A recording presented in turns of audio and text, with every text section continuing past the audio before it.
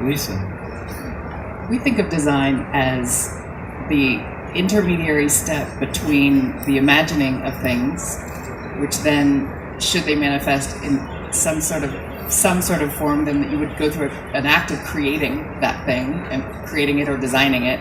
And should that thing experience have value, and only if it has value, then it would count as an innovation. So we look at that design moment as broadly as it can be looked at. Everything from hardware to service design to environment design, and then increasingly, I think the conversation's gotten more about the design of the interaction between those touch points, and then ultimately the design of the emotion, which holds them all together and keeps them meaningful within their own context and then to the ultimate user. I find that every single time I'm shocked around what is the driving emotion of that empathy work, it's that I'm shocked that I didn't know it. I'm shocked at how essential and human and base that desire was, and somehow I was concluding it was something more esoteric. I'm thinking of a project we just completed with Google and with a Fortune 500 healthcare company.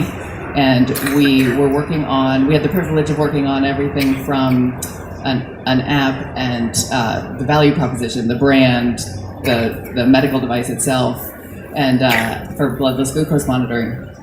And we were, and of course, trying to weave all of those together. And again, the essential driving emotion that they'd assumed was something around making sure that the patient is deeply informed. As we all know, type 2 diabetes, people who live with that go through just a tremendous amount of burden as they're navigating their daily lives.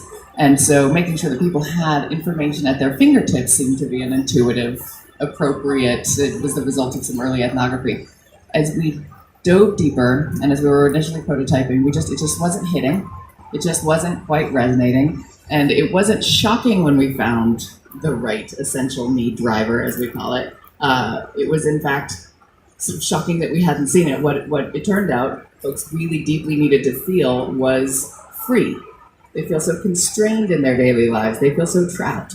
And once we nailed that, then we went and infused that into the app. We infused that into I'm at Applebee's, and now instead of the things I can't order, here's how I can make mods to something. Here's what I can order. It manifested in color schemes, big buttons, layman's terms, not multisyllabic word choices, etc. All these thousands of little touch points. There was some pretty cool technology innovations in the device and whatnot, but really I would argue the innovation manifested in hundreds of seemingly inconsequential touch points that wove it all together around that emotion. And so I wish I could be shocked and tell a scandal story, but unfortunately it's usually something ever more human. And so we've had the privilege of innovating things that are in your pocket and in your home and in your office and in your automobile and in your hospital and in many cases in your body. And so picking a favorite is a little bit like picking a favorite child.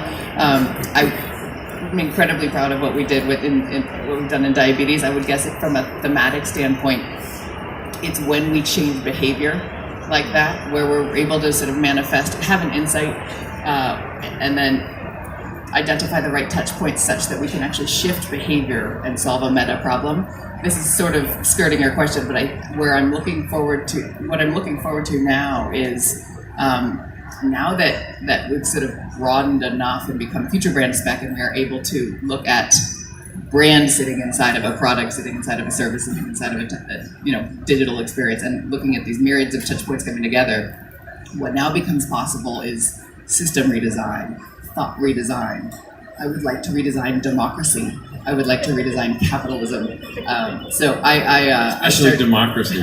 I'm working on it. So I start to look at what's systematically for humans. We're sort of in a post-singularity world. What are we going to be doing? I think that, and actually we're starting to think about and work on in various, some tangible, next few year manifestations, but they are all setting the tone. We're all doing it in our designing an electric vehicle charging station is setting the tone for a systemic overhaul that is incredibly exciting. So to the extent that we're participating in the good and making the world something we all want to live into, that's what gets me excited.